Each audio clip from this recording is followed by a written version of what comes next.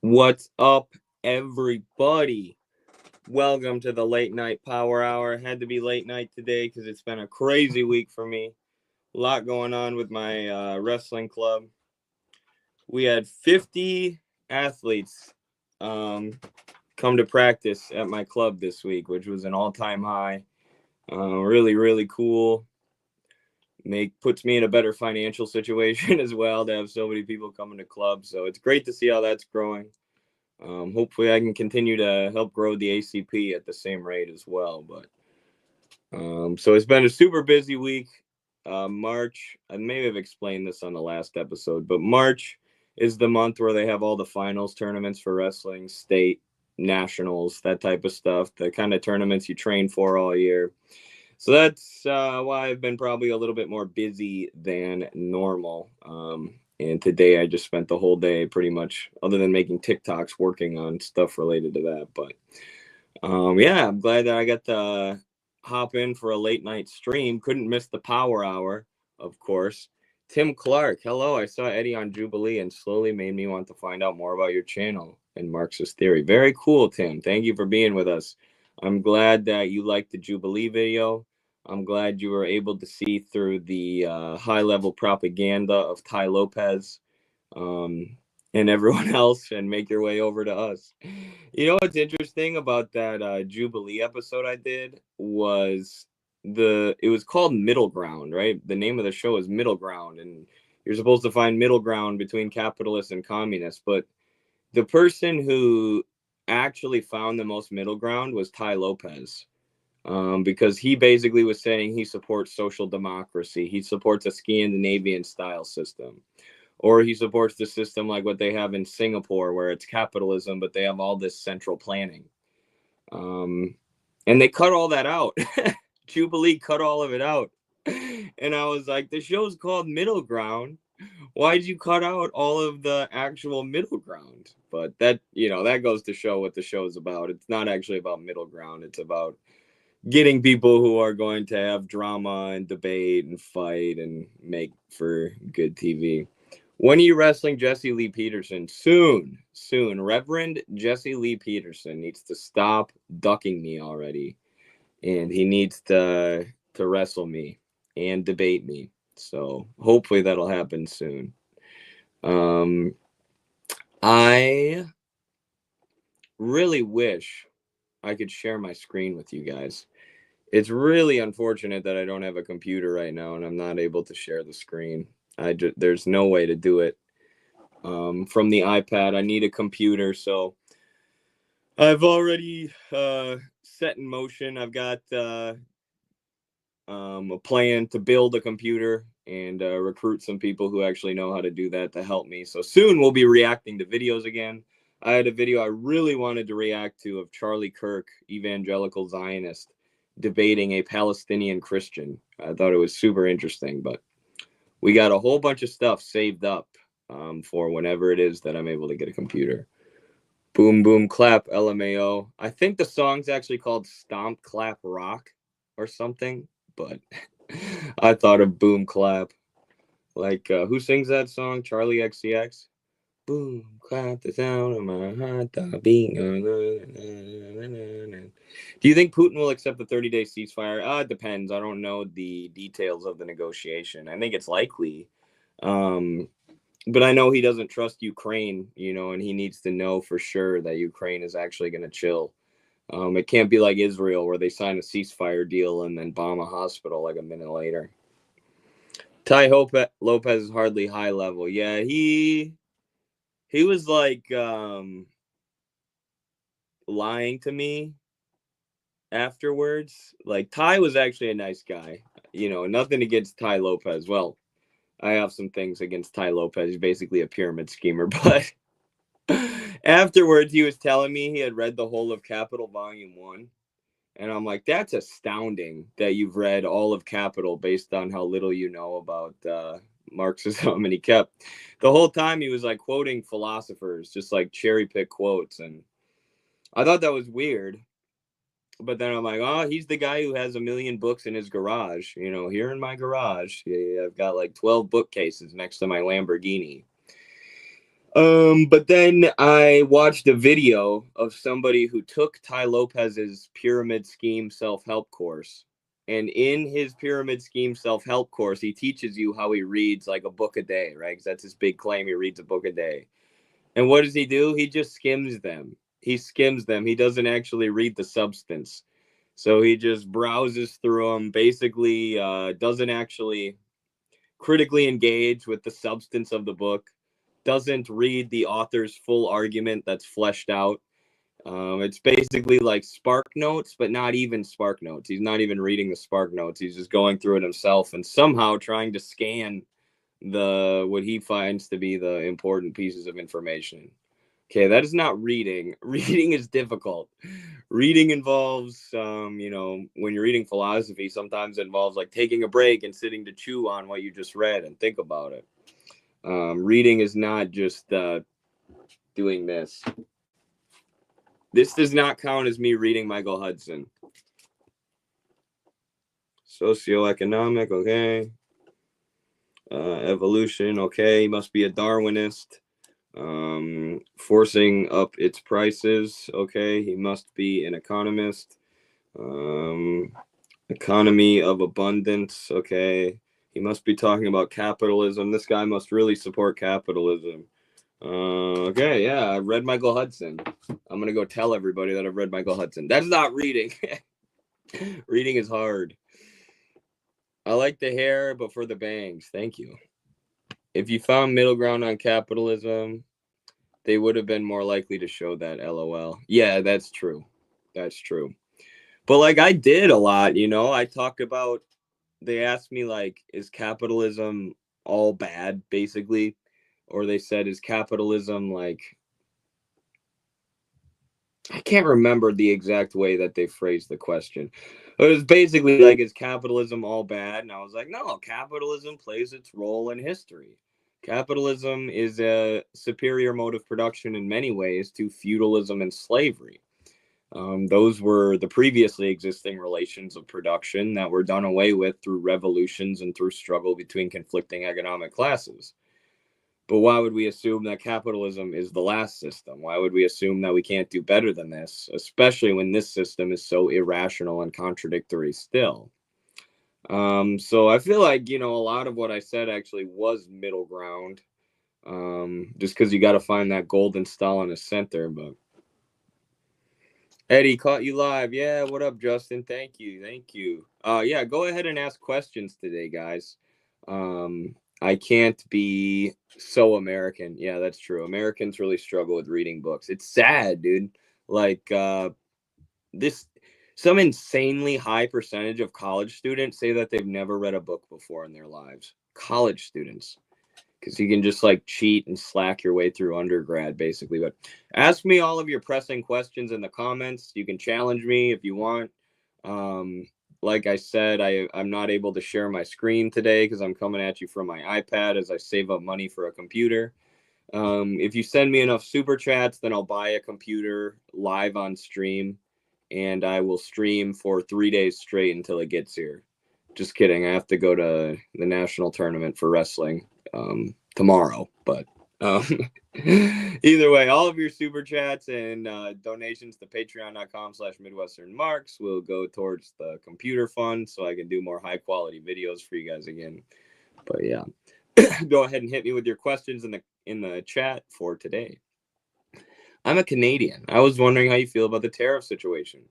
Do you think Ontario putting a 25% tariff on electricity will make Trump fold, or will it just make things worse? Hard to say because I haven't studied the electricity industry in Ontario, and that's like tariffs are very specific things. You have to put them in context. Like tariffs can be progressive, tariffs can be a form of waging economic warfare against another country. Tariffs can backfire and screw up your own industries and screw up your own economy. Or tariffs can prevent outsourcing of jobs and keep jobs here at home, which is a good thing. So it depends, but obviously it seems like what Trump's doing is just economic warfare and economic sabotage against Canada.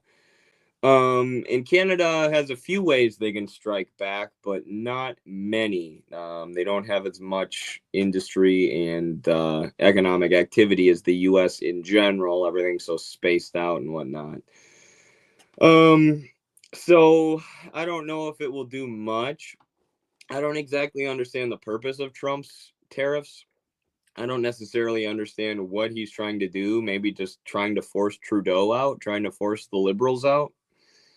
But yeah, it's interesting to see how it develops. What I have noticed is that Trump is making similar threats to Mexico as the ones he's making to Canada. And the responses from Gloria Sheinbaum of the Morena Party, like a socialist, anti-imperialist leaning party in Mexico, have been far better than the responses from Justin Trudeau. Justin Trudeau comes off as like a whiner. Justin Trudeau comes off like he's trying to maintain the alliances of the Western liberal capitalist empire. Right? He doesn't like that Trump's going against the wishes of the EU, the European Union. He doesn't like that he's going against the Canada, right? Because Trudeau views himself as part of this empire, right? And this is a lot of the time you'll hear CNN or these liberal media outlets attacking Trump over this. They'll say he's attacking our allies, our greatest allies in Europe, our great allies in NATO, our ally in Canada. What they mean is they're imperialist allies, the countries that make up the dominant hegemonic imperialist bloc in the world today that pillage other countries like Iraq and team up to destroy nations like Libya. That's what they don't want Trump to destroy. That's what the EU wants to uphold, is the dominance of Western imperialism. And that's what Trudeau comes off like when he's criticizing Trump, whereas Sheinbaum is much more measured, much more comes off with more strength, comes off just, she just says, we will protect our sovereignty. You will not infringe on our sovereignty. We are proudly independent. Mexico is Mexico, and you're not taking it. But if you want to have mutually beneficial trade relations, we're here. Right? Hit us up when you want to act like adults and actually engage in economic activity and not just threats. And that comes off way better than Trudeau. It's way more coherent ideologically as well, or way more sound. So in Islam, we have a concept called your heart being sealed. The concept is that if your heart and mind, the material conditions for your development, are not open, you won't judge an argument fairly. I think that's true. I think that's definitely true. It's very easy for humans to get, egotistical or to dig into our preconceptions and not want to engage with new knowledge. So, yeah, it's always good to be non-dogmatic as possible, which is a skill. If you're not making notes in the margin, you're not reading Marx right. Hold on. Let me grab something quick. BRB.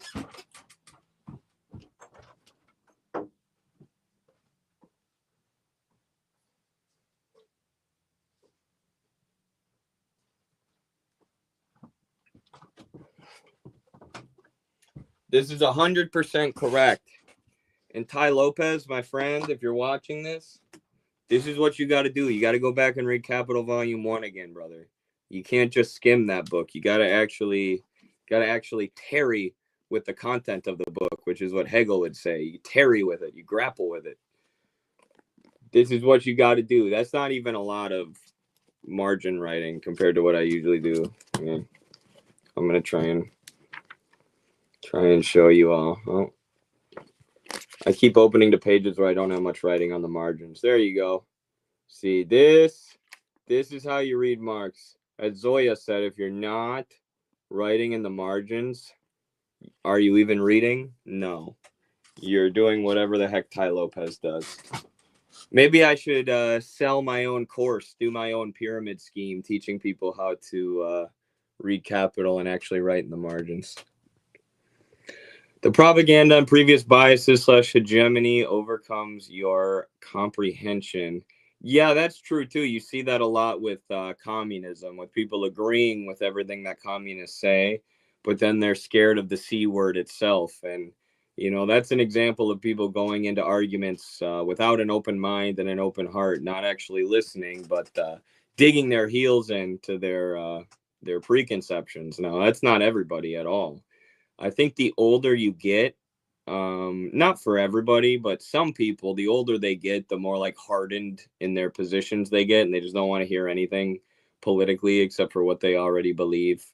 They just want to be, there are a lot of like, conservatives who are more open-minded, and then they start watching Fox News and they kind of like it because it's telling them what they want to hear, and then they get addicted to that. And dude, there's nothing like a Fox News conservative. I always say conservatives are easier to talk to than liberals, and this is true generally. But if you get like an 80-year-old man who's been watching Fox News for 20 years, if you get my grandfather, good luck. Good luck talking to them about communism, because they don't want to hear it. They just want to listen to Sean Hannity tell them what they want to hear, essentially. On that note, do you disagree with Marx or Lenin on anything? The stuff that they said that's been proven wrong by history, which is very, very little. Just realistically, it is. I can't think of anything I disagree with them on right now. There are, I mean, it would be like very small, minute, like technical things where they made a mistake, like very deep, technical, theoretical things where they, maybe accidentally miscalculated something or something like that. I think that Capital is an incomplete work. I think that Marx died before he was able to write everything that he wanted to or maybe needed to. And not only that, but the capitalist mode of production has evolved a lot since he lived. So there's a lot that needs to be added to the analysis. But I think most of what they said theoretically was pretty spot on. Other than the things that I said where, the march of history kind of ended up contradicting what they said, but that's very rare. Why so few likes? Help Midwestern Marx beat the algorithm. This info is important. Thank you, Zoya. Yes, please like, share, comment on the stream. Any engagement helps with boosting us in the algorithm. Of course, channels like the Revolutionary Blackout Network and Midwestern Marx and Infrared and all of these other channels are not the kind of stuff that gets promoted in the algorithm. I swear, dude, no matter what I watch on this here site, youtube.com, they will always recommend me Emma Vigeland, Sam Cedar, and The Majority Report. Always, dude. I could be watching a Michael Hudson video. I could be watching a freaking conservative. I could be watching Milo Yiannopoulos. It doesn't matter. YouTube will autoplay The Majority Report. I've never seen a show that gets so heavily boosted in the YouTube algorithm, and that's because Sam Cedar comes from MSNBC. It's the MSNBC of alt media. So, YouTube loves that kind of stuff. And still, they don't have that many subscribers, dude. Their show is so boring. It's almost impossible to watch. They never say anything like that incisive. It's just like standard liberalism. Conservatives are stupid. I take the same positions as the Democratic Party 99% of the time and just push them to be a little bit more progressive. Just push them to please do something about healthcare, but don't criticize them too much or you might help Trump. That's The Majority Report, and YouTube loves that shit. Please, YouTube, if you're listening, whoever runs my YouTube algorithm, if you're out there, stop recommending me The Majority Report. I don't want to watch them unless you think it's something that's so ridiculous that I might want to react to it on the show. Why did you go blonde? It's a wrestling thing. The kids bleach their hair when they go to the state tournament. And I told one of my kids if he placed at state, I'd do it, and he did. So go him. Go Jake. Where can we find out more about the local branches of our state's ACP chapter? I'm not on Twitter, and the website only shows state level. Want to know if there's a branch near where I'm moving to. I would search for the state that you're moving to on X. I would search ACP Massachusetts, ACP Iowa, or whatever state you're in. And then if we have a chapter, you should see it on there. If not, talk to Kyle Pettis, the director of personnel. tell him what's going on, and he'll get you hooked up with whoever's in your state. Some of the states still don't have chapters, but they just need like 1 or 2 more members to form an official chapter.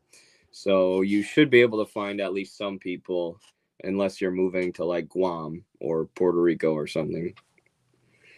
When will the ACP open a Louisiana chapter? As soon as we have 4 members. Like I said, we have to have enough members before we open a chapter. And some of these states in the deep south, or some of the tiny states like Rhode Island, it's been hard. But we've got almost got a chapter for almost every state now, which is really good. So, is there anything you can say about the general labor strategy for ACP? Yes, Kyle Pettis would be better to talk about this.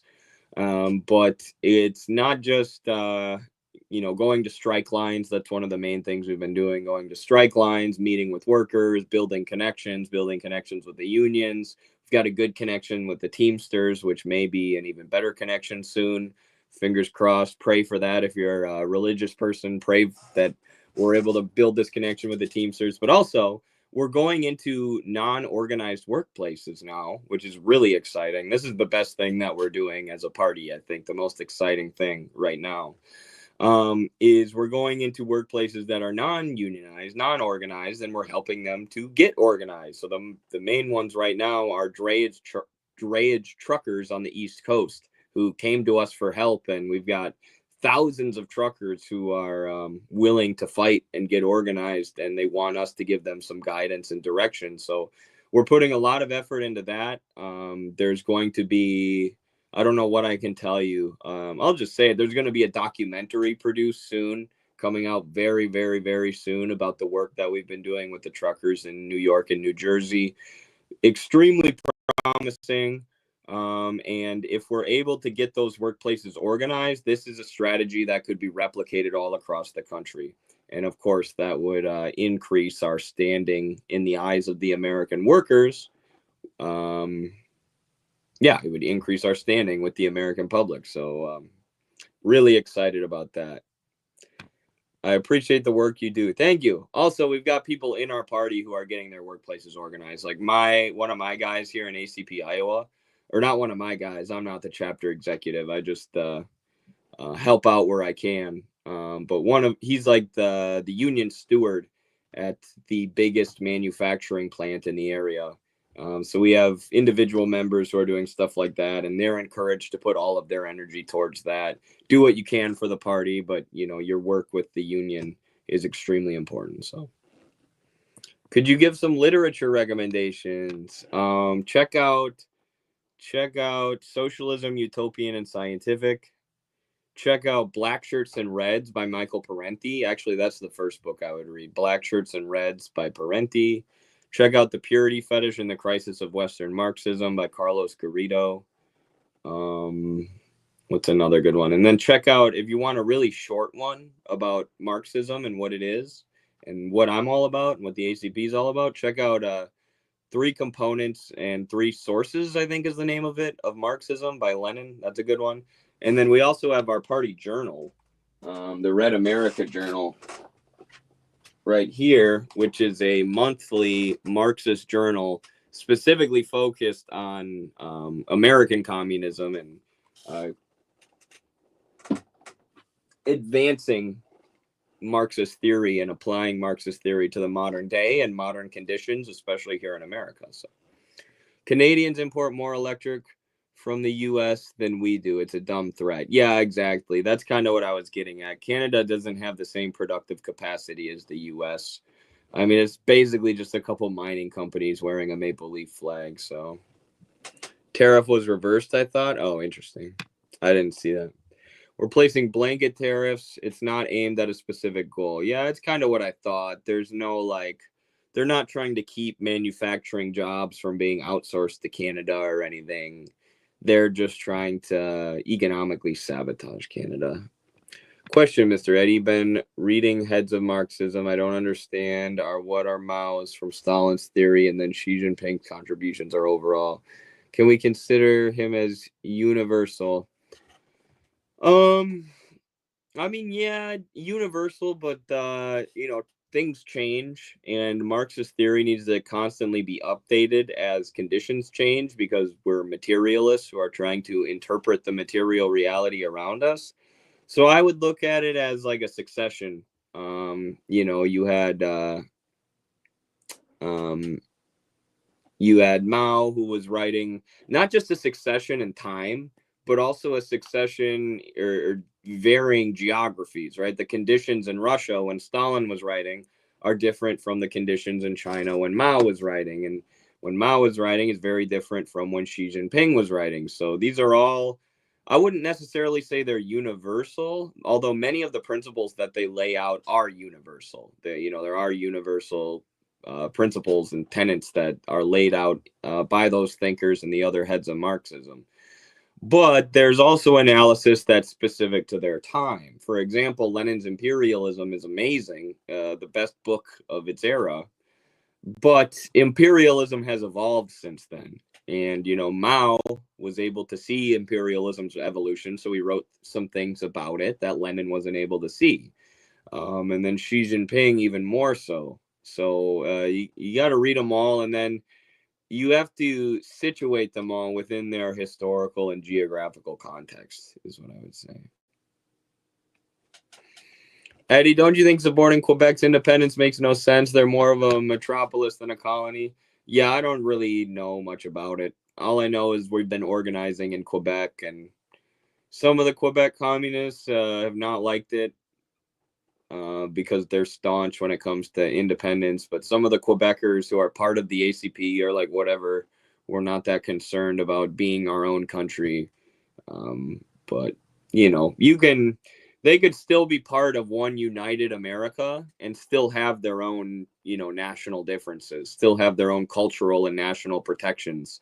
They could still be Quebec while being a protectorate or an autonomous republic of the Soviet United States. So Scheinbaum is a gem. I love her. Yeah, she's pretty great. I've told this story already, but a Mexican communist told me recently that the Morena Party's party program is basically the same program that was being proposed. The Morena Party is Scheinbaum's party, is basically the same program that was being proposed by the Mexican Communist Party back in like the 60s and 70s. So pretty badass to see what is going on in Mexico. Looked it up. Tariff was reversed both in Mexico and Canada. Another empty threat from old Don, eh? Who'da thunk it? Trudeau is a liberal shill. Yes. Scheinbaum launched an initiative to give every child glasses and dental. Exactly what I'm talking about. Exactly what I'm talking about, for sure. Mao's contributions for Stalin's theory. Oh, yeah, I already read that. Yeah, you got to read them all and then synthesize them all. And you can draw universal general principles from all of them. But then, of course, and this is what we're doing with Red America, we also have our own unique conditions here in the United States. So we have to apply the Marxist method of analysis to our own conditions here in the US, the same way that Lenin did for Russia and that Mao did for China. So, but you have to read them in order to know how to do that. You have to learn from their examples. So, do you think ACP can learn anything from China's poverty alleviation programs and begin creating something that works for America? Helping people set up local businesses and things like that. Absolutely. Absolutely.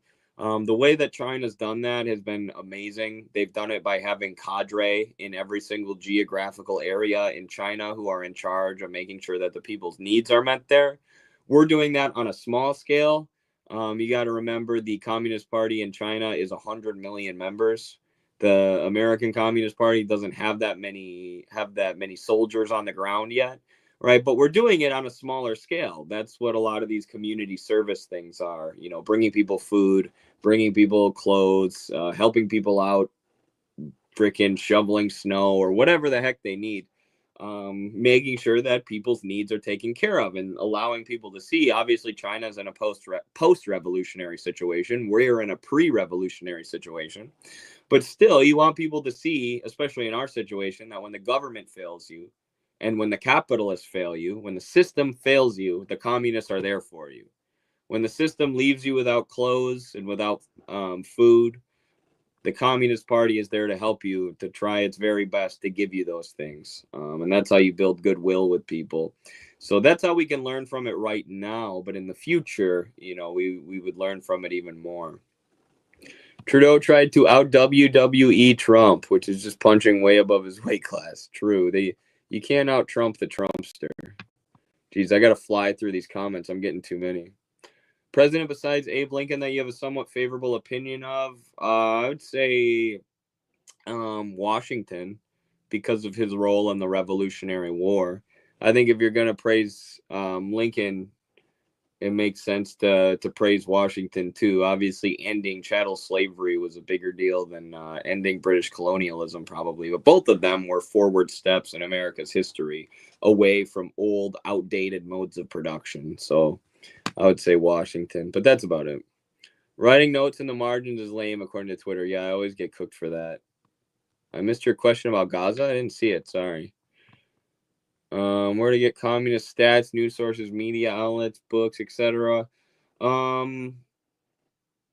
Just stay tuned to the ACP and then follow all of the different media outlets that make up the ACP. Follow Midwestern Marx, Henkel, me. I am Midwest. I'm part of Midwestern Marx.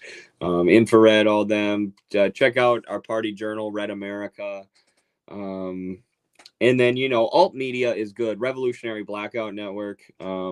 I'm trying to recommend you the ones that I really trust, because there are some that are meh. There are some that are usually good, but they sometimes mess up. Mint Press News is usually pretty solid. Consortium News is usually pretty solid. Venezuela Analysis does good stuff on Venezuela. So.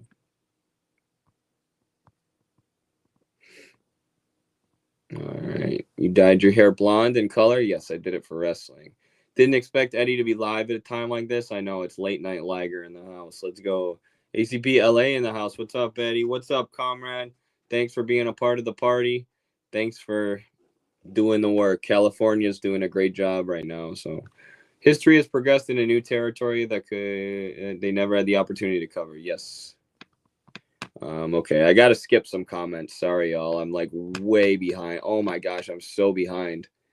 Okay, sorry if I skipped your comment. I cannot go through all of them. Thank you, Pranav, for the $10 super chat. $10 going towards getting Eddie Liger a new computer.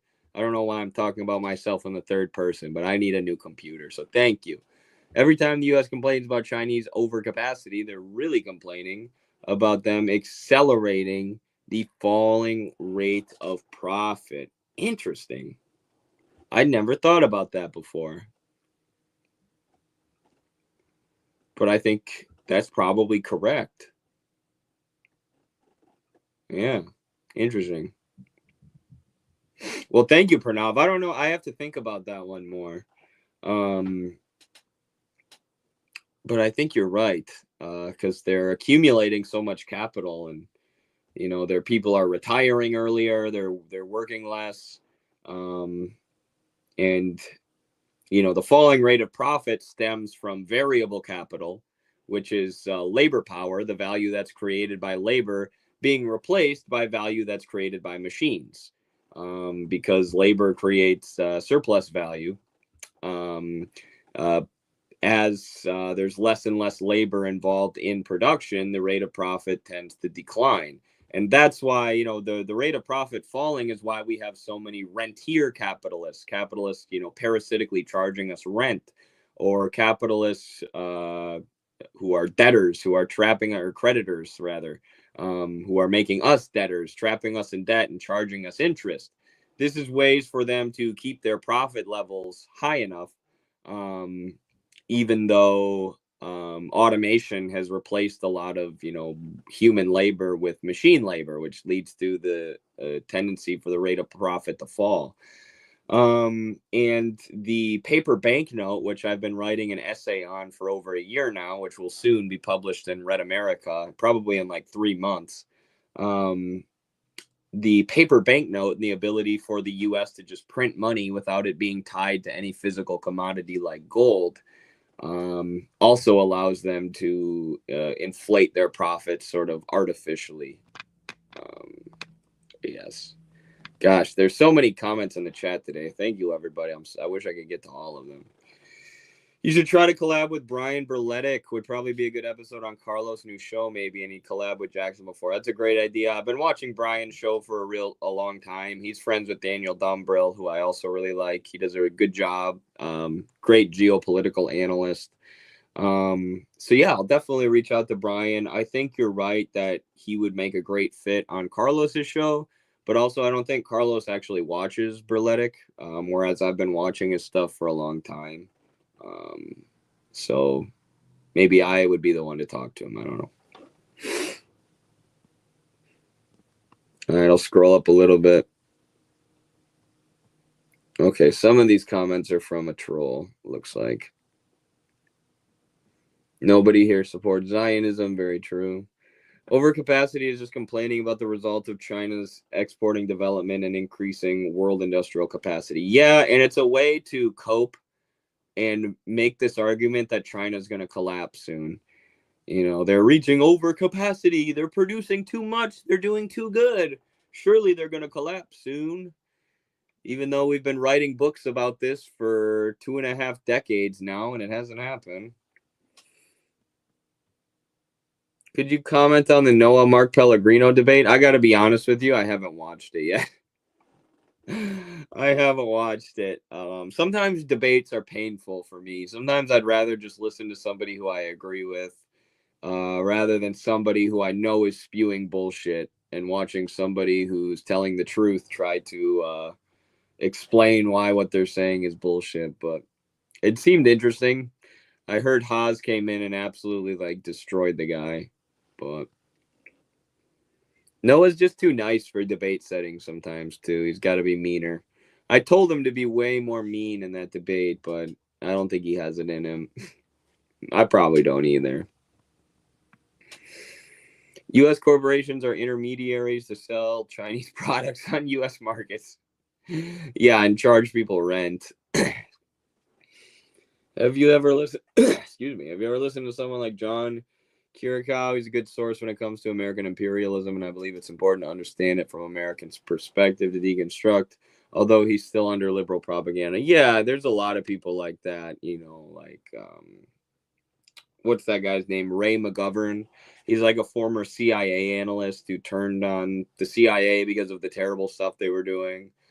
Scott Ritter's kind of like that. You know, there are a lot of people who see the way that the U.S. empire is going and they are against it and against, continuing the war in Ukraine, the U.S. continuing to overextend itself and do all these things that are irrational while people suffer here at home. There are a lot of guys like that. And yeah, they're tinted by liberalism, of course. They're not communists or dialectical materialists, but they're interesting and valuable to listen to for sure because they, like you said, they come at things from a different perspective. Here from Kansas, keep pushing. Thank you, Dav. Thank you. Be sure to like and comment on the stream if you haven't yet, y'all, especially liking it. Commenting in the chat helps too, though. You're not missing anything. He brought his sidekick. Oh, you're with the Noah debate. You're not missing anything. He brought his sidekick, and they try to control the debate by discussing ethics first. Oh, they always do that. They try to make it a debate about morality, and then their entire moral system is just rooted in defending capitalism's fundamental premises. Like that guy, Mark Leibowitz, or whatever Mark Pellegrino's sidekick's name is. He's been annoying me on Twitter lately, even though I ratio the shit out of him every single time I choose to respond. And today he was saying socialism is immoral. And it's like, brother, there is no objective, universally morally correct truth. And what you consider to be moral truth is just upholding the fundamental tenets of capitalism. Anything that infringes on the private property of the richest and most powerful people in society, you consider to be immoral. You've adopted capitalism's tenets as your own moral system, right? And there is no objective universal morality. Every individual has to come up with their own morals. Every individual has to come up with their own moral system. And what these guys do is they make their moral system defending capitalism. You know, anything that protects private property is good. Anything that infringes on private property is bad, no matter how irrational that is. And, if you try to infringe on private property, you're actually immoral, objectively immoral. It's so stupid. And especially in a world especially in a system like today, where the healthcare system is ripping people off and dosing them with opioids, right? But if you suggest doing anything about that, if you say, hey, maybe the healthcare system should be public instead of for profit, these people will say that's immoral. It's immoral to infringe on Purdue Pharma's right to dose people with opioids and lie to them about what they actually do. What do you think of Peter Zeihan and his critiques? He seems rather delusional or in denial. Absolutely. He's delusional and in denial, but he gets paid to do what he does. Like I said, the collapse of China has been predicted since the 2000s, the very early 2000s, and it hasn't happened yet. And Peter Zeihan has been saying China is going to collapse in 5 to 10 years for 25 years now. Think about that. He hasn't changed his stance once. He hasn't changed his thesis once. He's been saying China is right on the verge of collapse for 25 years. That's his career. And that's what he gets paid by corporations to say. It's like, if you're willing to lobotomize yourself, if you're willing to just throw out the critical thinking skills that you were gifted as a human being on this earth, then you can make so much money as a political commentator just getting paid by people like Peter Thiel. Do you believe in the death penalty? That's a good question. Thank you, Pee Wee Gymnast, for the $2 super chat. Yeah, I mean, I don't see any reason why people who do messed up stuff to children shouldn't just be shooted, shouldn't just be pew pew. The way we do it now is actually a waste, because if people are on death row, they have to go through constant trials and retrials, and it costs more money actually to keep them on death row than it does to just put them in life in prison. But if you have someone who's admitted to doing a bunch of messed up stuff to kids, just take them out back, take them behind the woodshed. You know what I mean? That's my thoughts on that. That's not me speaking for ACP. That's me speaking for me. But I have a feeling a lot of the ACPers would agree.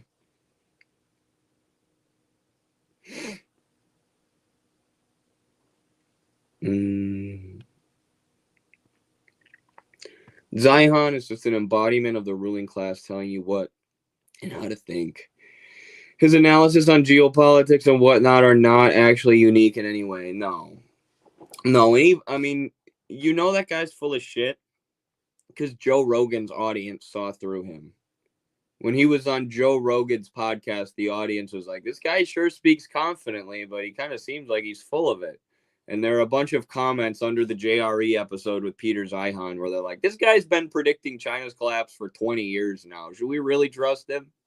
So if Joe Rogan's audience can see through your BS, not something that reflects well on you. Trump is drawing up funding of those like Peter Zeihan. Yeah, it's one of the good things Trump is doing, getting rid of USAID and stuff. Epstein Island creepers rule the USA. Yeah, unfortunately, that's true. If there's one comedian you enjoy, who would it be? Great question. My favorite, well, I like George Carlin, obviously. What communist doesn't like George Carlin?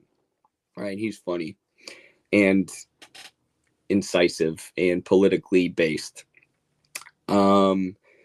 But also, beyond George Carlin, my favorite modern comedian may surprise you, but it's Shane Gillis. I think Shane Gillis is like the voice of America right now. I've never really heard him say anything about politics that I thought was way off base, right? I have this viral video where I talked about Shane Gillis and showed a video clip of him talking about Ron DeSantis. And Shane Gillis knows the American people so well. He doesn't support Trump. He vocally criticizes Trump over really base things. Like when Trump talks about invading Palestine, Shane Gillis came out and criticized him and said people voted for you because you promised not to start any new wars. So he's not afraid to criticize Trump, but he understands the appeal of Trump. His dad's a Trump supporter, and he understands why so many Americans like Trump, and he doesn't just view them as a whole bunch of shitheads or a basket of deplorables. He sees them as people who have a real logic behind why they support this guy. But at the same time, he's not afraid to criticize him. And like I said, there's a clip of him on Joe Rogan predicting perfectly the career path of Ron DeSantis, because he knew he was able to see through Ron DeSantis. And wouldn't you know it, Joe Rogan, the ape brain, wasn't able to see. He's like, I kind of like DeSantis. I don't know why that's my Joe Rogan impression. Like, I like DeSantis. He's fighting the wokes. Everything's about woke versus non-woke, and I like the non-woke. And then Shane Gillis was like, the more the American people hear Ron DeSantis talk, the less they're going to like him, because he's an establishment shill, because he's a completely corporate-controlled politician. He's not an outsider. He's not anti-establishment. He's pretending to be anti-establishment by going after Disney for being woke. That's not actually anti-establishment. Criticizing Disney for having rainbow flags is not actually being anti-establishment. Calling to nationalize Disney is. So Shane Gillis was able to see that, whereas a more standard boomer brain conservative like Joe Rogan was not. Which, so interesting. My video about why I don't watch Joe Rogan anymore, even though I used to be a hardcore fan, went viral recently on multiple platforms, which is rare. That's how you know it's a video that a lot of people agree with. And it's like, it was just lamenting like how far Joe Rogan has fallen. He used to be this guy who questioned everything. He was anti-establishment. He had Bernie Sanders on. He would talk to everyone, and COVID really broke his brain, man. Getting attacked by CNN for bogus stuff really cooked Joe Rogan's brain. And now listening to Joe Rogan talk about Elon makes me want to end it all. I cannot listen to Joe Rogan glaze Elon Musk. It drives me crazy. Like, it's bad enough to see him sitting across from Mark Zuckerberg and Peter Thiel and being really nice to these people who are some of the richest and most powerful oligarchs in the country, who he would have hated back in the day when he started his podcast. But the way he finds a way to praise Elon for everything, and the way that as a grown-ass man, Joe Rogan is a grown-ass man in his 50s, I believe. And he straight up believes that Elon Musk is real life Tony Stark. He really thinks Elon Musk is Iron Man. He hasn't figured it out that Elon Musk is just tweeting all day while his genius engineers make the rocket ships, make the spaceships, make the new cars. He has engineers doing it. People in the industry call SpaceX Slave X, because they work the engineers so hard for such low pay. And what you do as an engineer is you go work at SpaceX for 2 years, you suffer through it, and then you can put SpaceX on your resume and go work anywhere you want and get a cushy job. That's who's making Elon's products, not Elon himself, Joe. You're a grown man. You're a grown man who thinks this guy who lied about being the best Diablo player in the world, who tweets 47 times an hour at least, is also designing rocket ships and electric vehicles all by himself, as if he doesn't have a genius team of engineers that he union busts all the time to make sure they don't organize for better pay. That's Elon Musk's true skill. That's his true job, is making sure that his workers don't get organized so he can maximize his profits. But if you're a grown man who thinks Elon Musk is like a real life Tony Stark, come on. Come on. It's so sad watching how much Joe sucks him off. You should read 2 articles: In Defense of Chinese Deflation and The Myth of Chinese Overcapacity by Han Feizi on Asia Times. I think they're up your alley and you find them interesting. Those sound up my alley for sure. That sounds exactly like the kind of stuff I like to read. I've heard of Han Feizi, I believe. I will absolutely check those out, Pranav. Thank you so much for the recommendations, and thank you so much for the $10 super chat. You're going to help buy me a new computer that I can read those articles on. Thank you so much. Stalin minus testicles minus character plus 3 houses equals Bernie Sanders. Facts. Mr. Beat made a great video on why he doesn't watch Rogan anymore. I saw that. I hadn't listened to it yet, though. I know he's more of a liberal than me, but I'll check it out. Joe Rogan is always cherry-picked. I still think he's a net positive, though. I don't know, man. I've watched Joe Rogan for such a long time. I truly think he used to be a net positive. I don't know anymore, though. I really don't know. He is boomer-brained. And he, like, brings up these boomer Facebook memes all the time on his show now. And he'll be like, did you guys hear about this? And they find out that it's like a Facebook meme that was completely fabricated. He's like, oh, they got me. And it's like, brother, you have the 3rd largest podcast in the world, which used to be the largest until you became more of a sellout. Now people are going elsewhere. Well, you have the 3rd biggest podcast in the world. You got to do a little research before you speak confidently on things. You can't just be pulling things off of Facebook and saying them as if they're objective facts that you've researched. But I don't need to rant about Joe Rogan anymore. Many people don't realize how wildly unpopular Elon is. Yeah, I think that's the reason why Rogan's podcast is no longer #1. People don't like Elon that much, and Joe will defend Elon no matter what he does. He won't even joke about Elon. And he still hasn't put it together yet that the guy's a selfish, greedy oligarch who doesn't do anything except manage his own assets. And even that, he's got asset managers who do that for him. Portfolio managers. The only badass billionaires are found in fictional media. Exactly. And those fictional characters are used as propaganda archetypes to get us to support people like Elon Musk. Exactly. The big capitalists need to make it seem like they're genius ubermensch or something, huh? Yeah, it is kind of rooted in Nietzsche as well, isn't it?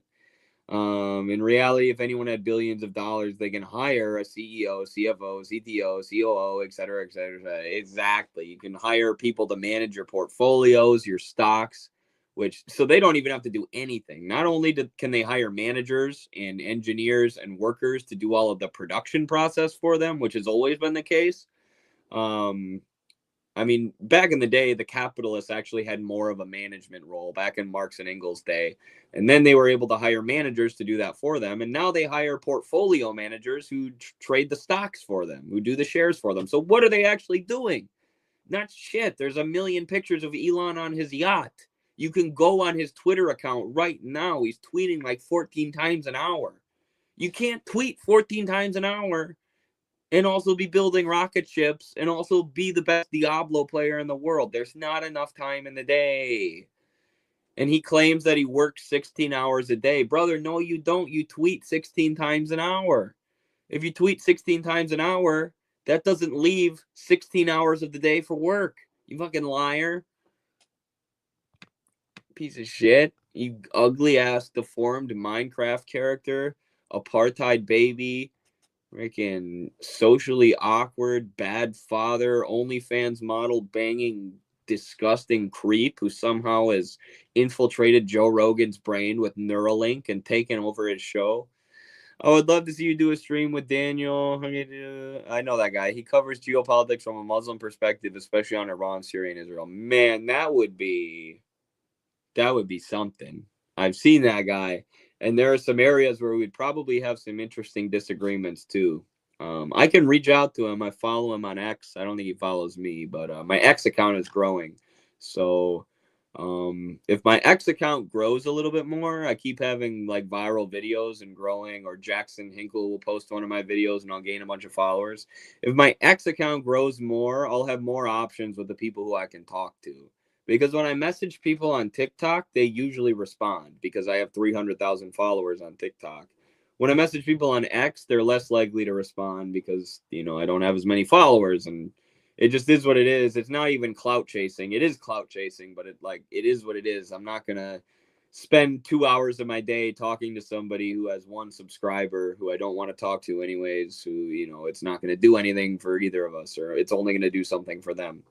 So I get it. But that's why I got to grow my following base on all these platforms so I can reach out to people like that and put together interesting interviews or debates for you guys. But thank you so much for the super chat, Mohammed.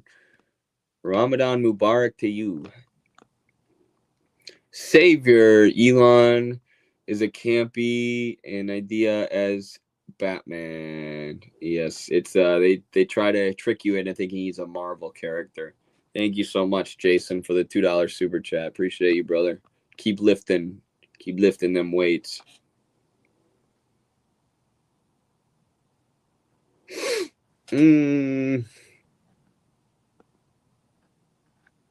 Definitely not doing anything at Doge either. No, he's not doing any of that research. That's why he's just like blindly calling to cut everything. Joe should stop having the same handful of anti-woke academics. I know it's so played out. None of those people are popular anymore either. Not even like Jordan Peterson is really liked by mainstream audiences because he's such a standard conservative now. Just all these guys, you know, they get big from doing Joe Rogan's podcast, these intellectual dark web guys, and then they go to make that into their career. And how do you make a career out of politics? You say what corporations want you to say. You just repeat the same tired, old, dumbass talking points we've been hearing since freaking the early 1900s, at least. So that's what Jordan Peterson does now. He says what libertarian think tanks want him to say. That's what Brett Weinstein does. That's what all these freaking Dave Rubin does. The intellectual dark web. It's a bunch of dumbass man children who think that being anti-woke is really fighting the establishment. Who think they're on the vanguard of free speech, even though I've never heard Ben Shapiro once in his life defend a left-winger. The free speech of a left-winger. It's only himself, only his right to speak at college campuses. But then, when he fires Candace Owens, when the Daily Wire fired Candace Owens, he defended them and said, no, the Daily Wire is a private company. They're allowed to do whatever they want. Well, by that logic, a lot of the universities that you spoke on, Ben, are also private entities. There are a lot of private universities, so they should be allowed to ban you from speaking. And therefore, you have no argument for free speech, which is how you built your whole career. Those people are so annoying. The people who claim to be the free speech warriors, the people on the vanguard against the wokes. You're just a culture warrior distracting everybody from what actually matters. Thank you so much, IB007. $10 super chat. Let's go, baby. Racking them up today. Thank you, everybody. Hi, Ed. Did you watch the interview of Professor Dugan and Judge Napolitano? I've watched that guy's show before. And can you analyze their take on communism? Interesting. Dugan's take on communism I'm somewhat familiar with just from like his tweets. I've never actually like watched the full interview of him. I just know he supports like a third way. And I've criticized him for that before on X. But I can definitely check that out. I believe the judge is a libertarian, right? Or something like that. Like an anti-war libertarian. I'll definitely check that out. I'll add it to the list of videos to react to once I have a computer.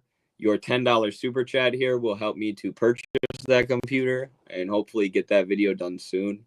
But I haven't seen it yet. But once I check it out and once I have a way to screen share when I'm not streaming from an iPad, I will do that. For those who don't know, my computer got freaking stolen. So my computer got stolen. My $100 computer bag that I got for Christmas got stolen.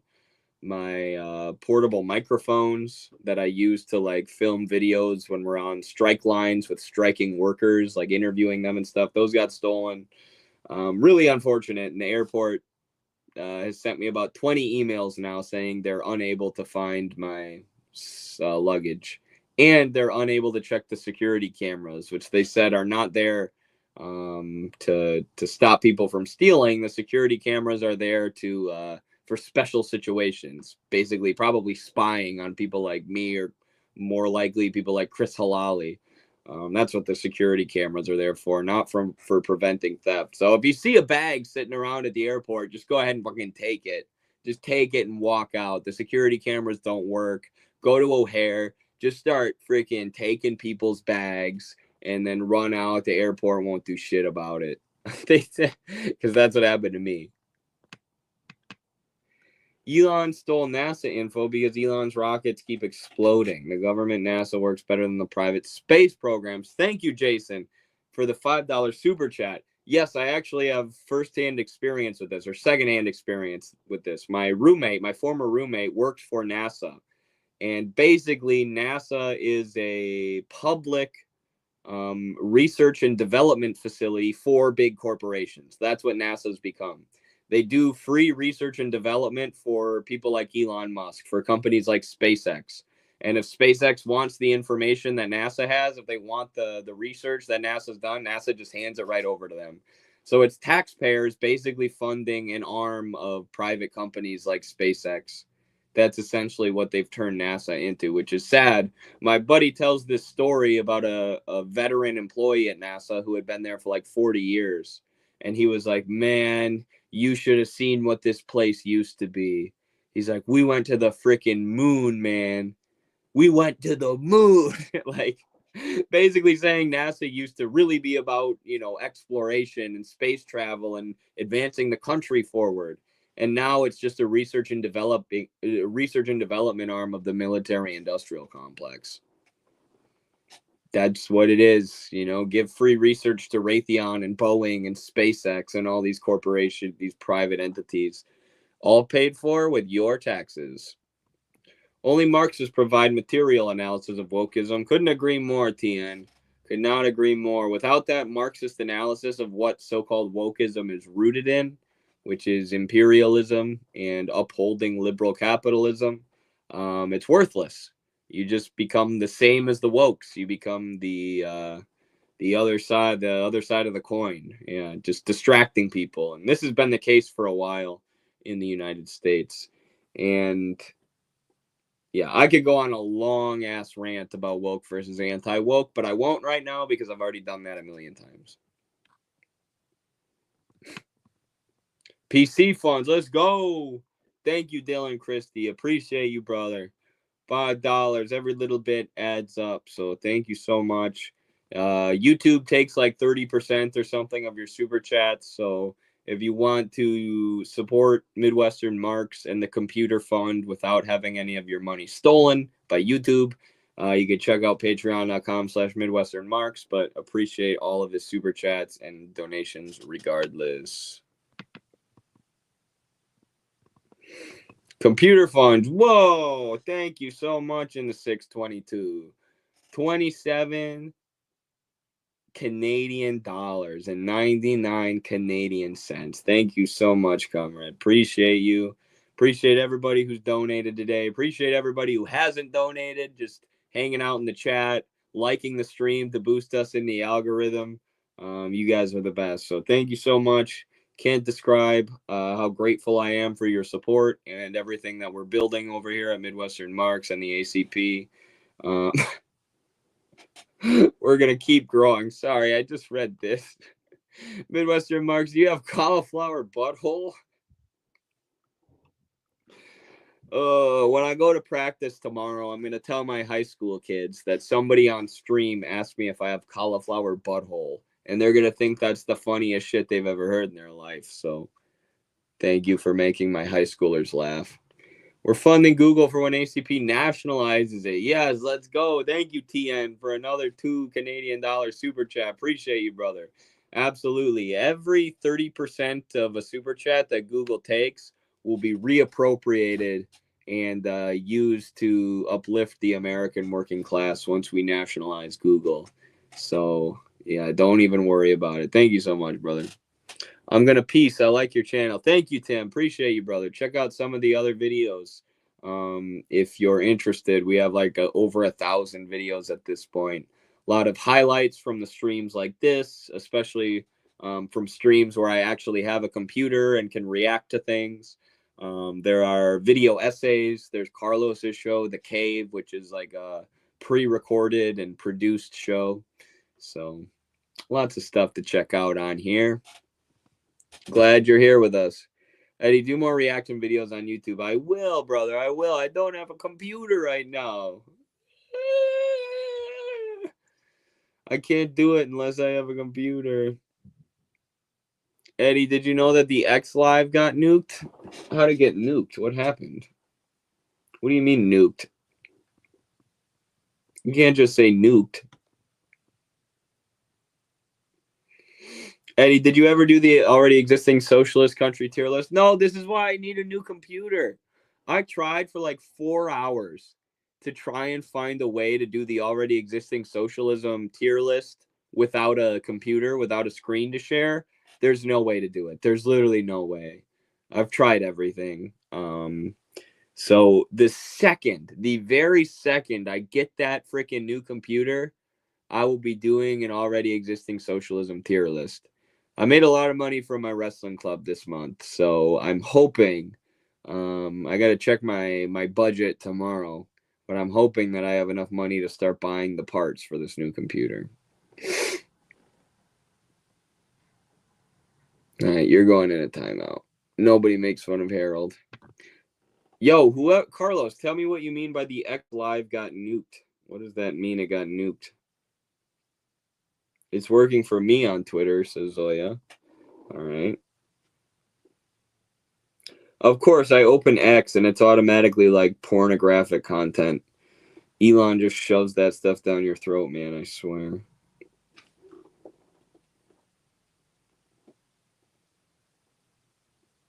Yeah, the live seems to be working for me on X too. I just looked it up on my phone. My 800-year-old phone. I'm assuming it got shut down. I'd be surprised if that happened on X. X allows a great deal of free speech compared to other platforms like this here YouTube. Elon got upset that you were criticizing him. That could be it. That could be it. Maybe Elon got mad that I was calling him a Minecraft character who Neuralinked Joe Rogan's brain. I don't see a way to donate on Patreon. You just have to become a patron. There's like, I believe it's $2, $3, $5, and $10 are the options. So you could, if you wanted to do a one-time donation, you could just sign up for whatever one you want. I recommend the $10 one because then you get a copy of Carlos's Purity Fetish, an ebook copy, which is like the best perk that we offer. There's also a bunch of exclusive videos up there, exclusive content that you can only get on Patreon. I need to put more content behind that paywall. I will at some point. And you get that if you're any kind of member, but then you can just cancel it. You know, you can be a patron for 1 month, cancel it, and give us $10. There you go. Damn, might be my Wi-Fi. My bad. All good, brother. I appreciate you for letting me know. Also, too much Hassan Piker on my timeline. He doesn't get boosted in my algorithm as much as like the Majority Report does. How the fuck does Elon get away with pretending to be a conservative when he allows prawn on his website? Dude, he had a kid with an OnlyFans model. That went viral on its website the other day. This Ashley St. Clair lady, she's like a clout-chasing OnlyFans model. And they had a child together. Elon's got like 9 children who he neglects. How the hell is that a pro-family conservative?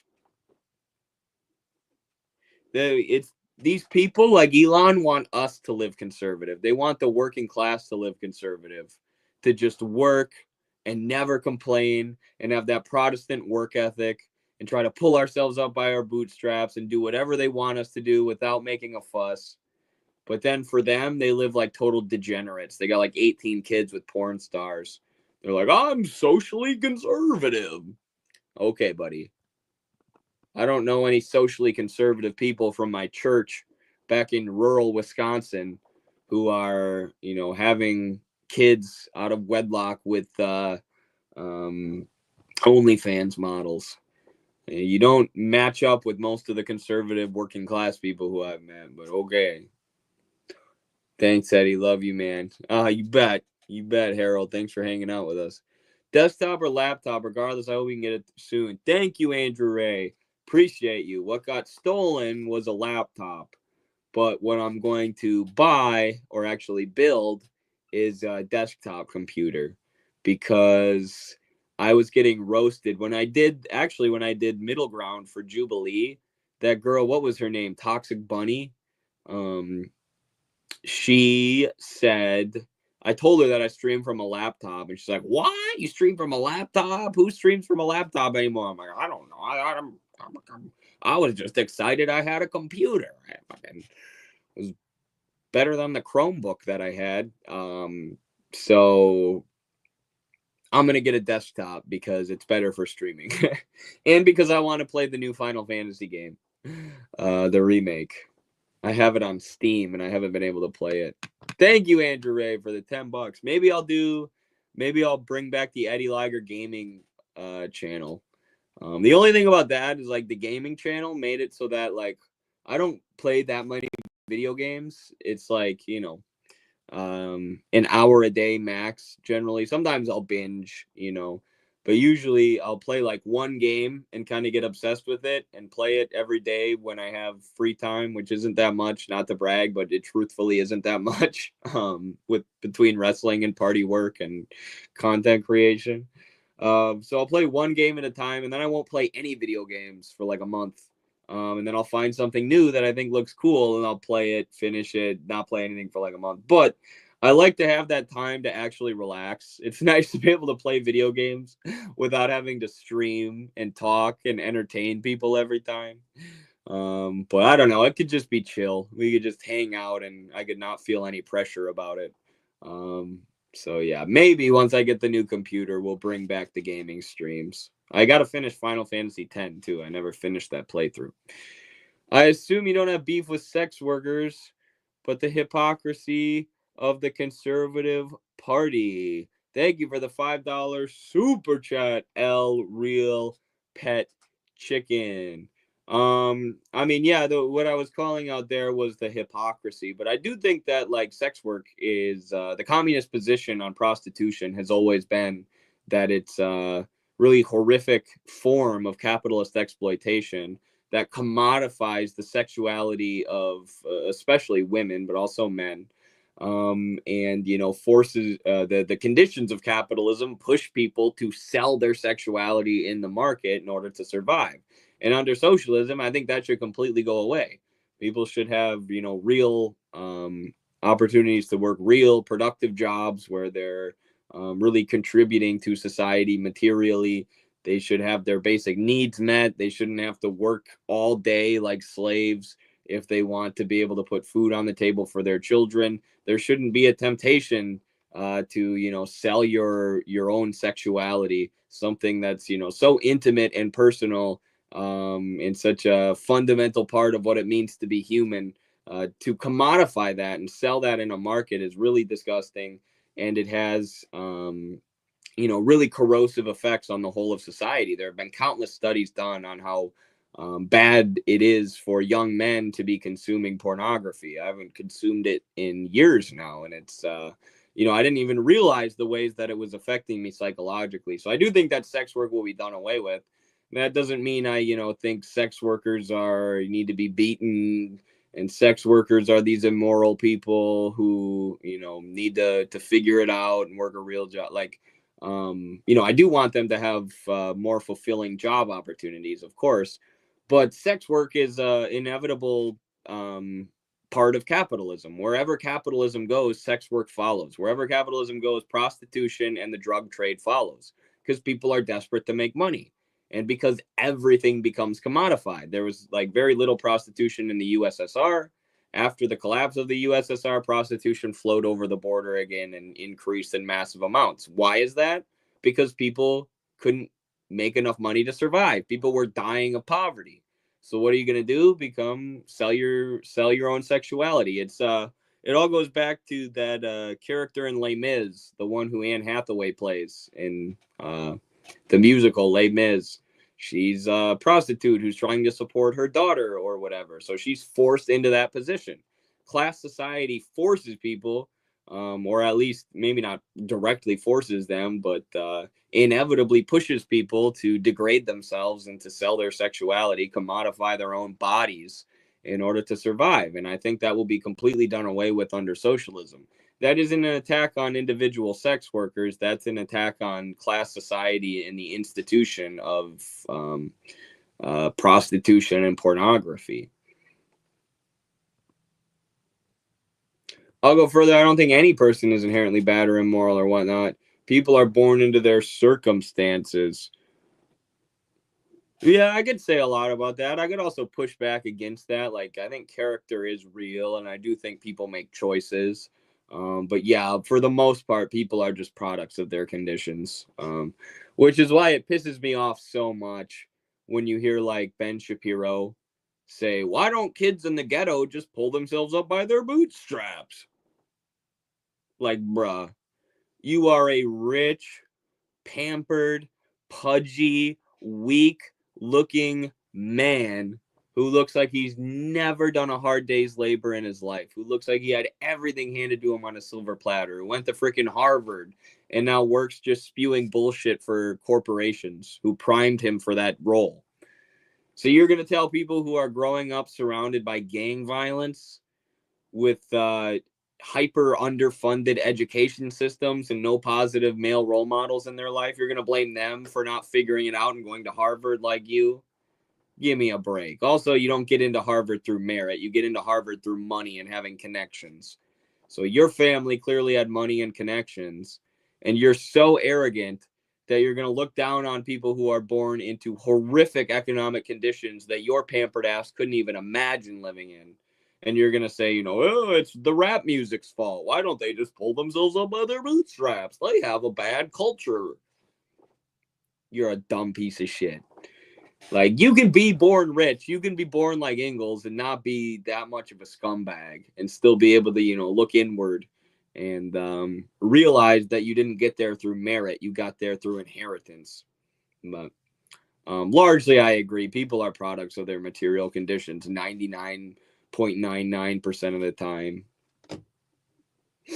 I hate that shit, and conservatives are so bad on sex work critique because of this pull yourself up by your bootstraps, BS boomer, capitalist mindset. Yeah, I mean, that's like the anti-woke people or the conservatives. They're like, sex work is bad. It's like, yes. Why? And they're like, because sex workers are pieces of shit. It's like, you think people just become sex workers because they're immoral, because they're bad people, because they're pieces of shit? They're born wanting to do sex work? No. They're doing sex work because they have to. They're doing sex work to feed themselves or their kids. They're doing sex work to try and live comfortably without having to slave away behind a deep fryer for 40 hours a week. That's why they're doing sex work. It's the same thing as the liberals who say, like, sex work will still exist under socialism. You don't get it that some people think sex work is empowering and awesome and great, and there are going to be all these people doing sex work even though they don't have to under socialism. It's like, no, 99.9% of people who are in it because they have to be.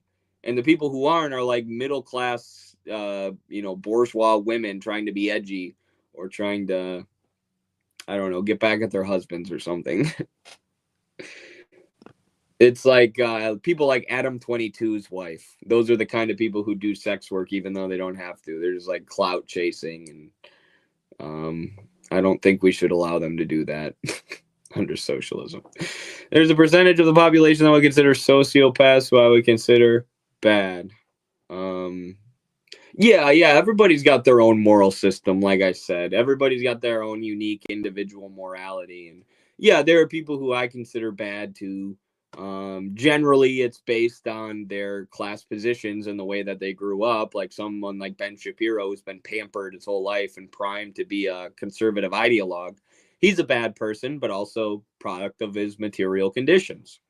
And then there are people like Engels, though, who I think are good people. Friedrich Engels was a great man, strong character, but he also grew up wealthy and pampered and, didn't have to do that. But that's, my unique individual morality. And I do think we should have some sort of socialist virtue ethic. Like, what are the virtues that we should all strive for as communists and socialists? And Che Guevara was big on this, too. Like, how do we live our lives as individuals once we commit ourselves to the struggle? So everybody's got to develop their own system of morality. I can tell you what mine is, but I can't tell you if it's right or wrong or if yours is objectively right or wrong. And what matters, my personal individual morality is shaped based on the material conditions of the system that we're in, the structure of the system that we're in. My morality is based upon advancing the class struggle with which exists objectively, regardless of my own individual subjective morality.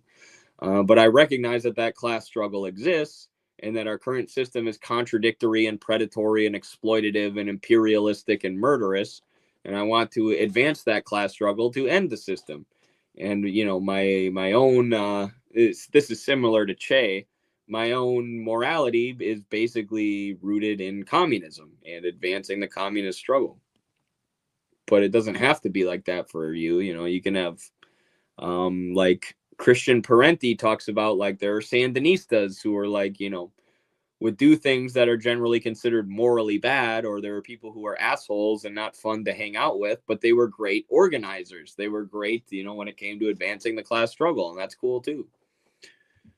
It doesn't have anything to, you don't have to be nice to advance the class struggle, but, I try to treat all working class people with respect and kindness, because that's how, that's my own individualistic moral system, of course, informed by communist theory.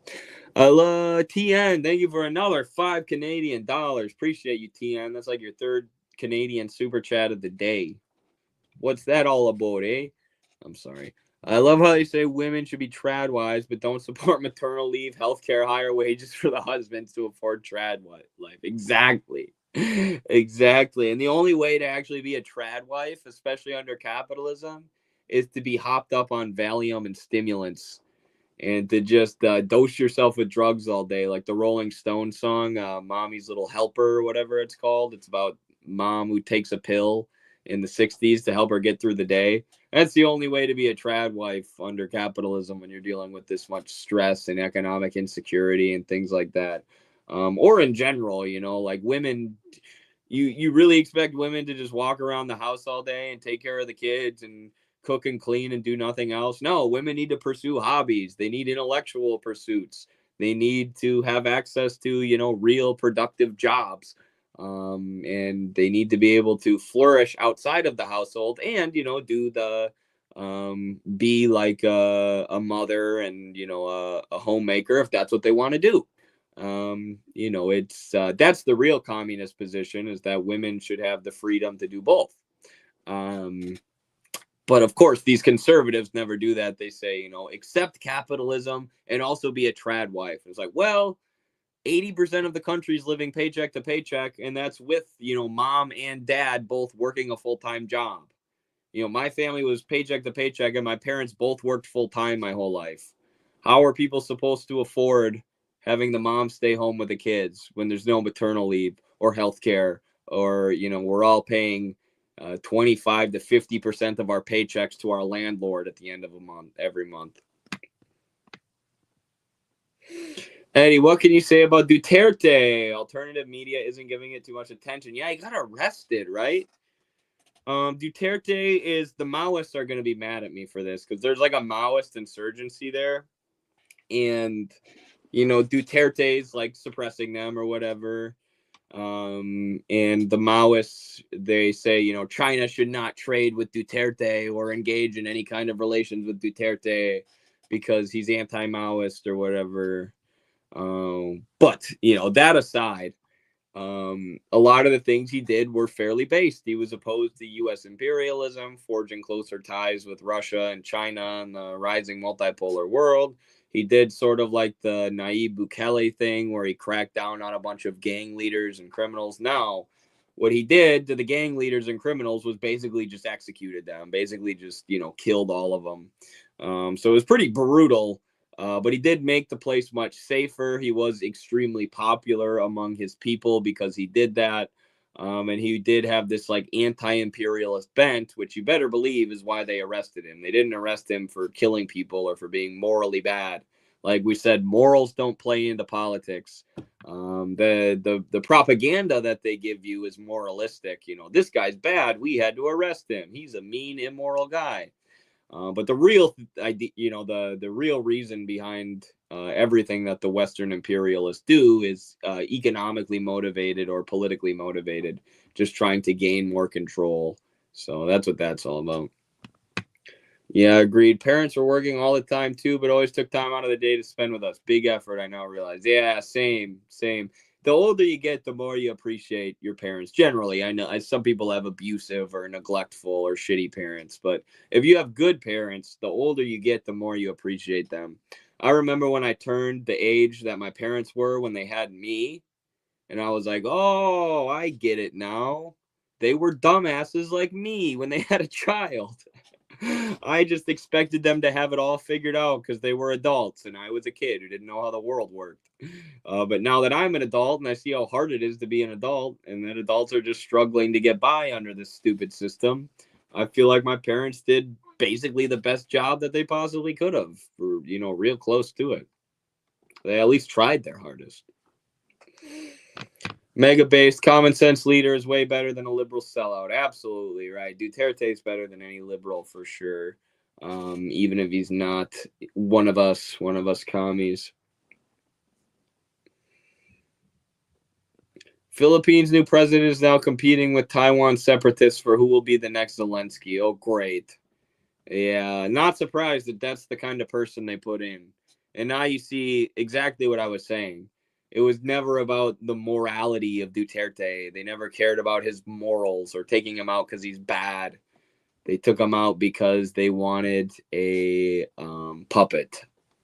They want somebody who's going to push their interests in that region, which is a very strategically important region right now.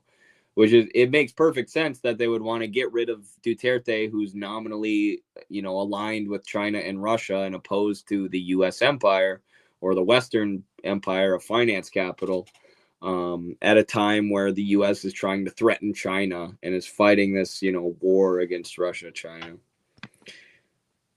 Eddie, I'm curious if you think Ted Kaczynski's analysis of leftist psychology in his manifesto would ring true in the woke crowd, even if it's untrue of leftism generally. Thoughts? I've never read it. I've never actually read it. How does it start? Like industrial society and its consequences. I've never read the whole thing. Analysis of leftist psychology. Yeah, it's probably pretty based. It's probably pretty accurate if he's making a critique of leftist psychology. There's a lot to critique there. I'll have to read it with that question in mind. I'll let you know what I think after I do. The U.S. is the biggest hypocrite. Yes. Yeah, based on my own personal morality, what the U.S. has done around the world is astonishingly immoral. But the U.S. doesn't care at all about morals. They care about power, wealth, control, and the accumulation and expansion of capital and the capitalist mode of production. Marco Rubio lifted the aid freeze for Taiwan and the Philippines. Interesting. So we got to get rid of USAID, but not the places where we're actively doing regime change efforts. Interesting. That's funny, Harold.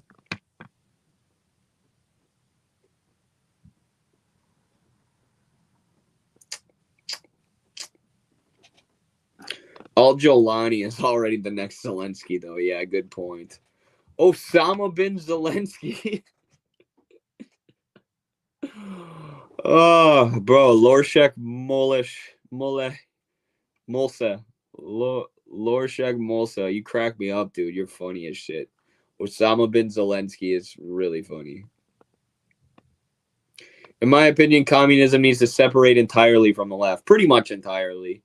The elements of the left that are actually communists, can join in. But yeah, we need to distinguish ourselves sharply in the eyes of American workers from what the left has become. And this is exactly what the Bolsheviks did.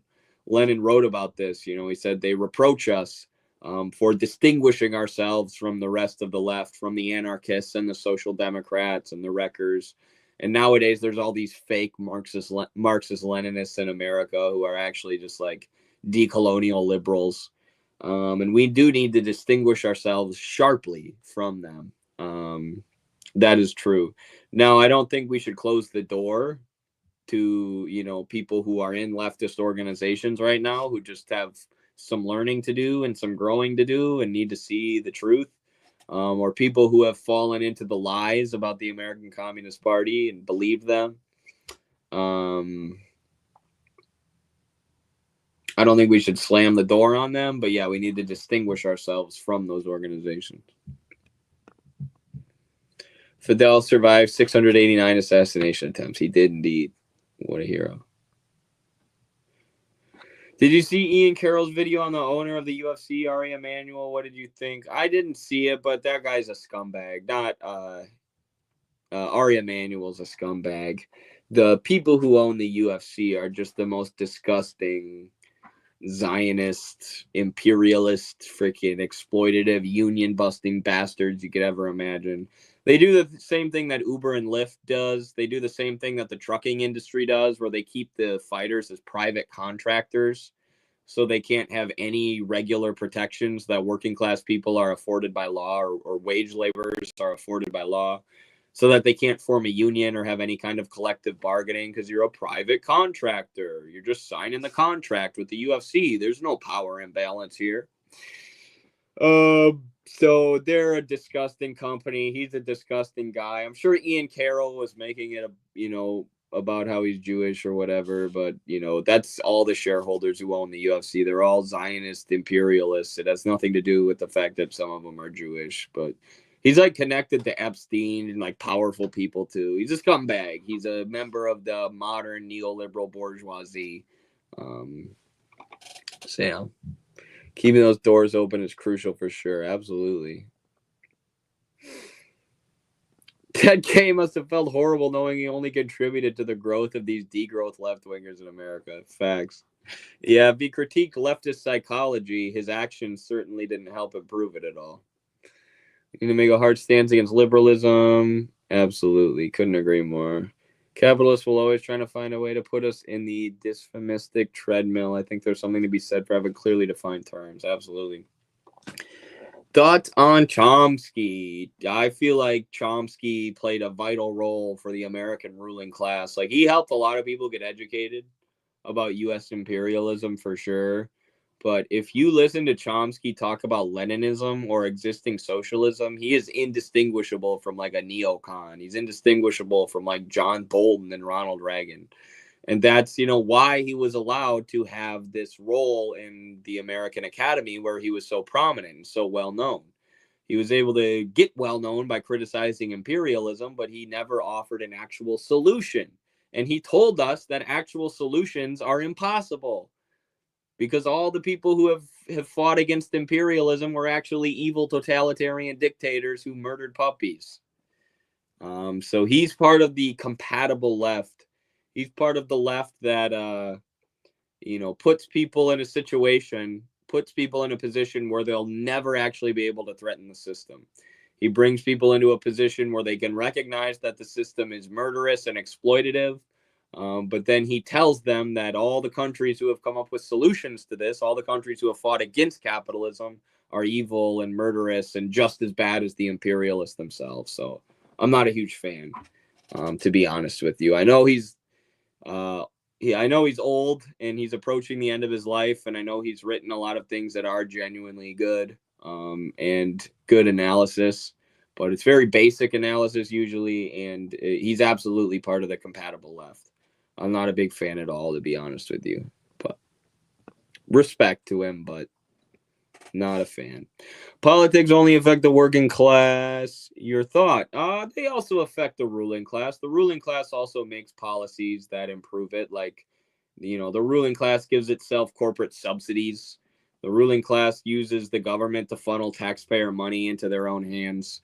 The ruling class uses the state to invade Iraq so they can take over oil markets. So it affects the capitalist class too.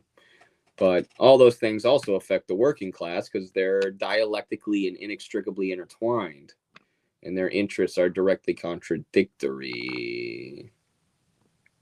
Chomsky endorsed Biden. Yeah, there you go. What more do you need to know? What more do you need to know, folks? Parenti is better. Facts. Yeah, there's like that one hilarious meme. It's like the Virgin Chomsky versus the Chad Parenti. I just wish I could pull it up on screen so bad, but I can't because StreamYard sucks and iPads suck. Just kidding. I'm grateful for you, iPad. Finding hope in discomfort, class consciousness on the up. You bet, Aiden Lord. Thank you so much. Don't lose hope. Don't lose faith. The class struggle is advancing every day. Capitalism's contradictions are heightening. It's becoming more and more obvious to people every single day. Don't look at things so much from the lens of left and right, as in liberal versus conservative. Look at things through the lens of working class versus ruling class. And then you will see that people in this country are ready for something new. They're ready for a political and economic revolution. They're desperate for change. They're tired of living paycheck to paycheck. They're tired of being exploited. They're tired of seeing their friends and family sent to fight and die in endless wars that are nonsensical, fought for no reason, that are offensive and hostile and murderous and aimed at stealing other countries' resources. Americans are tired of it, and some of them are kind of confused about how to actually fight the system, but that's what our job is to go to them and show them how we can fight the system, how we can unite based upon our shared position in the working class, our shared position in the popular classes in general, how we can unite and fight against the ruling class to build something new and better. Did you see Prashad is helping court Chomsky's good faith followers to more genuine anti-imperialism? Yeah, I agree with that. The Withdrawal was probably the best book that Chomsky's ever done, and I think Prashad had a decent influence on him. So shout out to VJ for that. I say read Chomsky with a huge grain of salt. There's a lot of good info in his books, but he can be very inconsistent when it comes to anti-imperialism. Yeah, it's worth reading if you're looking for something to read. But make sure you finish every single book that Michael Parenti's ever written before you pick up a Chomsky book. It's only the working class who gets the full effect of misery. Yeah, that's true. That part I agree with. Why was he wrong about Stalin? Was USSR state capitalism and union busting as he claimed? I mean, state capitalism is just socialism. The USSR could have actually been a utopia, a heaven on earth, and Western academics like Chomsky would have still condemned it because it's condemned by the Western Academy. It has to do with not wanting to lose their jobs. It has to do with wanting to be accepted into their the social circles of liberal academics. It has to do with the environment of liberalism and pro-imperialist politics that they're surrounded by in the American universities, which are deeply, deeply influenced by corporate money and money from weapons contractors and other corporations who benefit from imperialism. And he knew that supporting socialism, supporting existing socialism in real life was a step too far. That if he were to do that like Michael Parenti, he would have lost his job like Michael Parenti did. He would have got fired. So he was protecting his career by never going beyond the pale. You're allowed to criticize, but you're never allowed to offer a solution. The second you offer a solution, or the second you point to a country that's actually combated imperialism in reality, that's when they fire you. That's when they come from your job or for your job. That's when they blackball you. So he avoided that, but the USSR provided a much better standard of living for workers in the USSR compared to the United States, but also especially compared to what they had before, where they were semi-agrarian, or semi-feudal system under the rule of these czars who were sending people to fight and die in these stupid, senseless wars of conquest.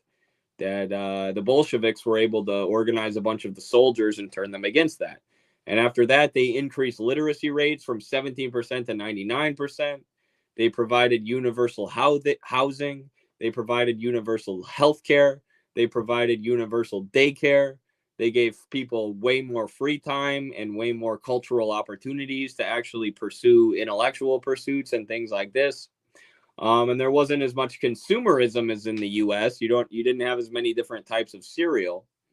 But as far as the economic protections that working class people were afforded in the USSR, they are things that we can't even imagine here in the United States, even when we had more of a welfare state in the 50s and 60s, which was largely, the U.S. largely enacted those welfare policies because we didn't want to be outdone by the USSR. If our people were living all in squalor and poverty and the USSR citizens were living better, then people might want socialism here too. So they competition with the USSR forced the US to enact some better welfare policies for their workers. But after the fall of the USSR, poverty increased from like 2% to 30% in Russia and Hungary and all these other post-Soviet countries or post-socialist countries. Poverty increased, deaths of poverty increased, malnutrition increased, infant mortality increased, life expectancy decreased. All the different statistics that you could use to measure standard of life got way worse after the USSR fell.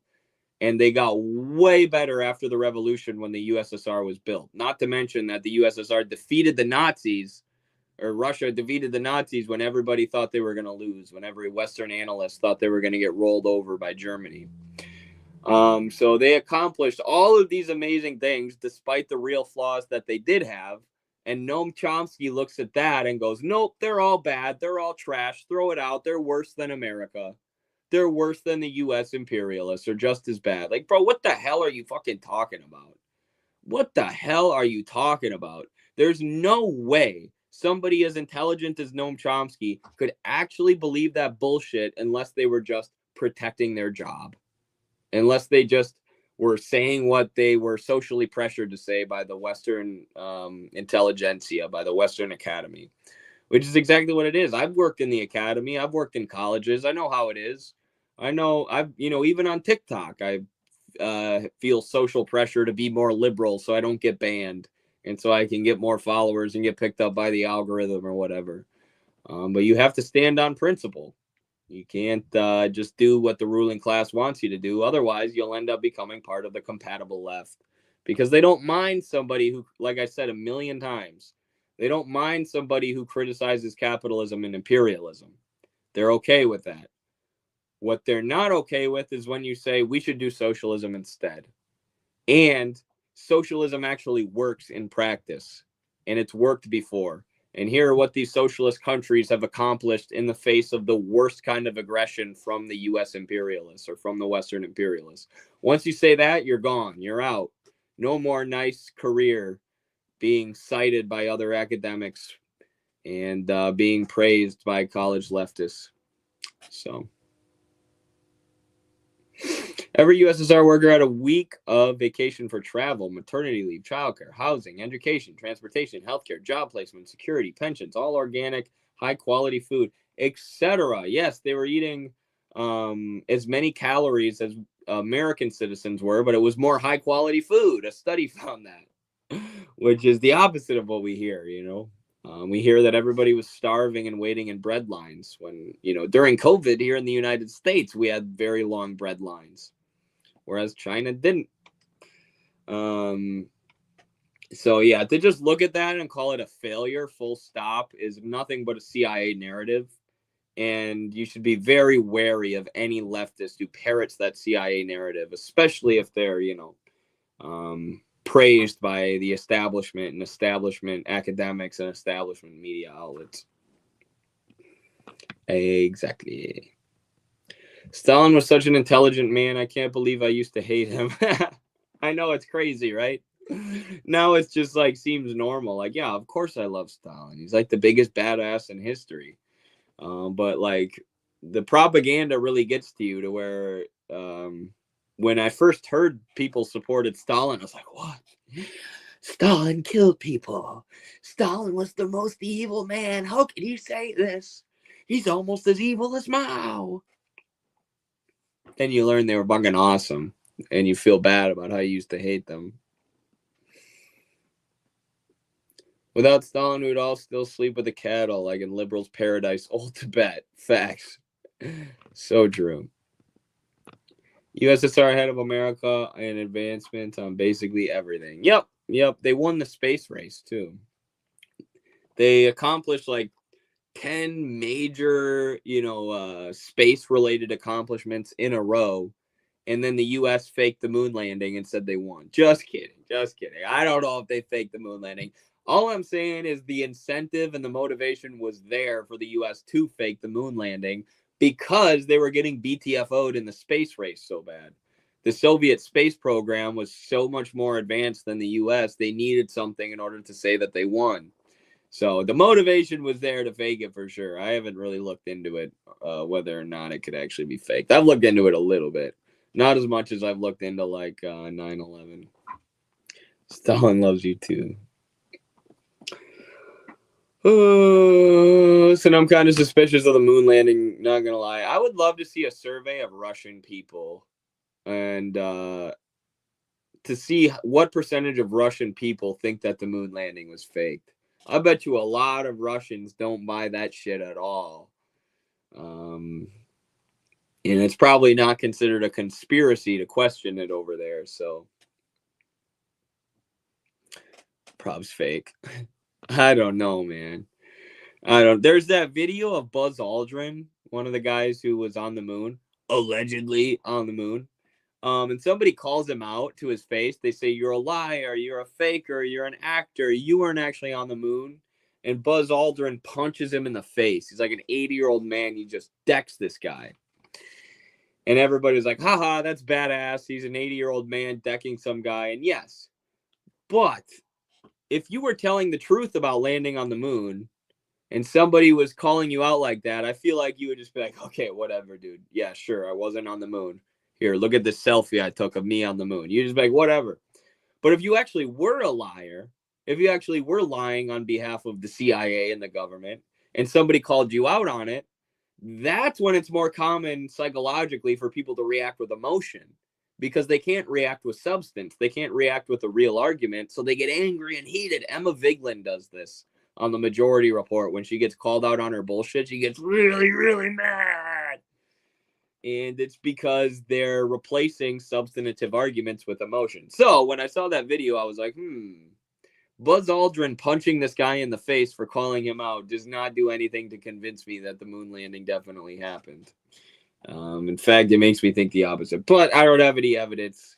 If the YouTube moderators are watching this right now, it totally happened. I totally believe it.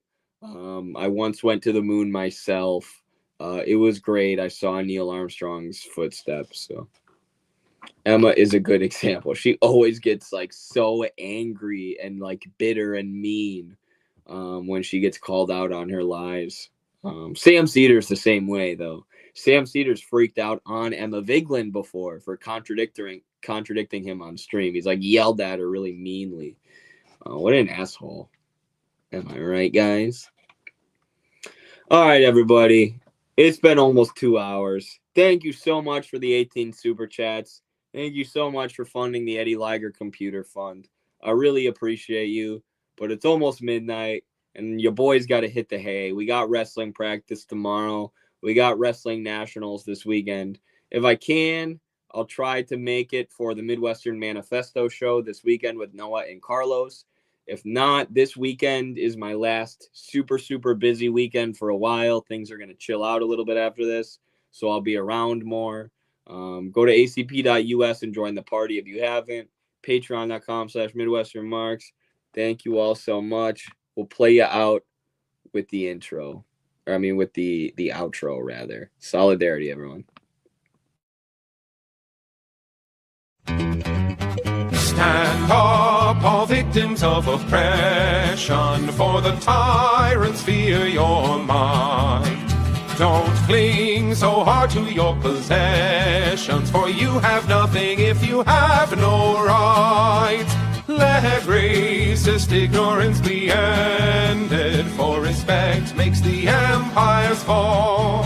Freedom is merely privilege extended, unless enjoyed by one and all.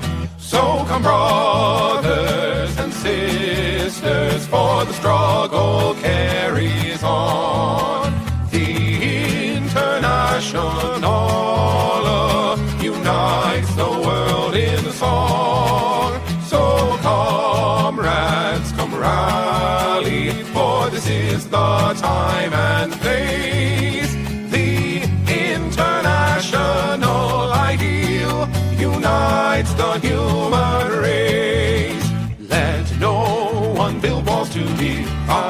us, walls of hatred nor walls of stone. Come greet the dawn and stand beside us. We'll live together or we'll die alone. In our world poisoned by exploitation, those who have taken, now they must give. And end the vanity of nations, we've but one earth on which to live. So come brothers and sisters, for the struggle carries on. The International unites the world in the song. So comrades, come rally, for this is the time and place. The international ideal unites the human race. And so begins the final drama, in the streets and in the fields. We stand unbowed before their armor, we defy their guns and shields. When we fight, provoked by their aggression, let us be inspired by life and love. For though they offer us concessions, change will not come from above. So come brothers and sisters, for the struggle carries on. The International